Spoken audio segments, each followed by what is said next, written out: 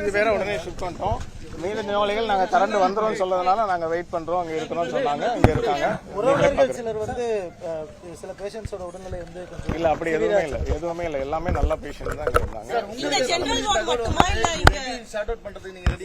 எங்களுக்கு 6 ஆளுக்கு தகவல் வந்து உடனே நாங்க வந்துட்டோம். உடனே நாங்க வேலையை நடந்துட்டு இப்பவும் நடந்துட்டு தான் இருக்குது. எல்லாம் சரி. ஜெனரேட்டரும் நாங்க ஆர்டர் பண்ணிட்டோம்.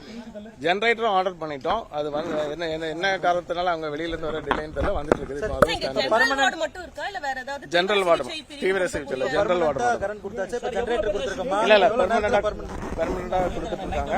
இனி ஜெனரேட்டரும் ஸ்டாண்ட் பை கொண்டு வந்திருக்கோம். என்ன ஒரு ஃபேஸ் வரும், அது ஃபேஸ் ஆகும். எப்படி நடந்தது சார்?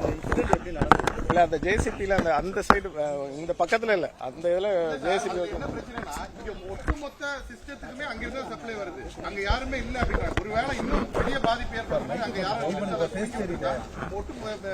இல்ல அப்படி இல்ல அங்க வர சான்ஸ் இல்ல. இங்க அது அந்த சைடு தான் வருது. நான் டவுன் பண்ணி இங்க இருந்து 23 பேரை ஷிஃப்ட் பண்ணோம். அந்த புது பில்டிங் ஷிஃப்ட் பண்ணோம். மீதி இல்ல எந்த ப்ராப்ளமும் இல்ல. அவங்களாம் நல்ல பேஷண்ட் தான். மீதி பேஷண்ட்ஸ் கரண்ட் வந்துருந்தா நாங்க இங்கே இருக்கிறோம் அப்படின்னாங்க.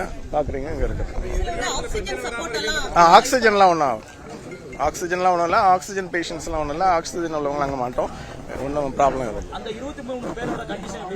அவங்க எல்லாம் நல்லா இருக்காங்க. நல்ல பேஷண்ட்ஸ் ஒன்றும் இல்லை.